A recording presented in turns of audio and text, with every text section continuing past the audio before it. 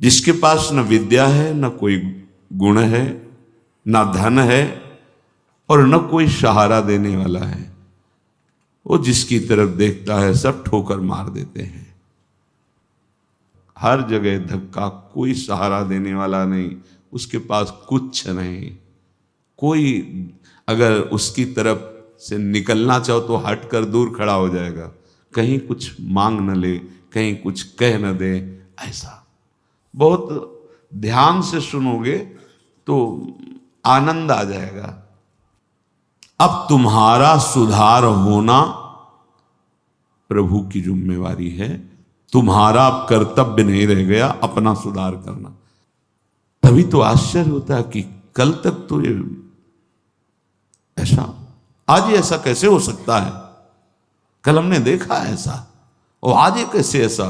अरे वो एक क्षण में, ये बहुत बढ़िया बात है। भगवान कृपा करे और हमें हर जगह से ठोकर मिले। ये बात विषयी पुरुष की समझ में नहीं आएगी। कोई हमें आदर न दे, कोई हमें अपना कहने वाला न हो, तो हमारा मन भाग पड़ेगा गोविंद की तरफ, क्योंकि ये बिना सहारा लिए चल नहीं सकता। हृदय का एक विषय है, वो किसी न किसी का सहारा लेके ही चलता है। किसी व्यसन का, किसी व्यक्ति का, किसी भोग का, किसी न किसी को देख लो आप हृदय से। बस इसके यही सहारे काटने हैं और पूर्ण ये सब सहारे एक जगह पूर्ण हो जाए। भगवान का सहारा, लाडली जू का सहारा। जिसके पास न विद्या है, न कोई गुण है, न धन है और न कोई सहारा देने वाला है, वो जिसकी तरफ देखता है सब ठोकर मार देते हैं। सबने जिसको त्याग दिया है, अगर वो कहीं संत कृपा से भगवान की शरण में आ जाए, ऐसा प्रभु की शरण ले ले, प्रसिद्ध गुण माश्रित सुजना, भगवान उसमें जो सुजन महात्मा जन है, उनमें जो गुण होते हैं वो सब भर देते हैं उस शरणागत में। दिव्यता आ जाती है और विश्व विख्यात उसे कर देते हैं। ये भगवान का शरणम यम तेपि प्रसिद्ध गुणमाश्रित सुजना विमुक्तास्तम। जो बिल्कुल गुणहीन था, धनहीन था, विद्याहीन था, सब ठोकर मारते थे, कोई सहारा देने वाला नहीं था। ये सब इस मानो ये हमारे ही जीवन की बात कही जा रही है। हम सब अगर आप भ्रम से मान रहे हैं कि आप में कुछ है, अपने तो इस जीवन जो लिखा है वही जीवन था, कुछ नहीं, किसी योग्य नहीं। तो क्या कह रहे, जब भगवान की वो शरण में आया तो सारे वो गुण भर दिए भगवान ने जो एक दिव्य महात्मा में होते हैं। और क्या किया, उसे विश्व विख्यात कर दिया।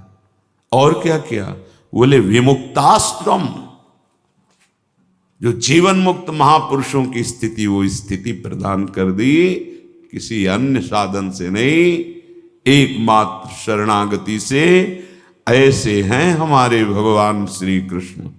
मैं प्रणाम करता हूं, वंदे यदुपति मोहम कृष्ण ममलम। निर्मल बना करके जीवन मुक्त परमहंसों की स्थिति प्रदान कर भगवान को देने में कोई दुर्लभ बात है क्या। शरणागति, हे मत भटको इधर उधर। शरणागति बहुत जोर का विषय है, ये समझना है।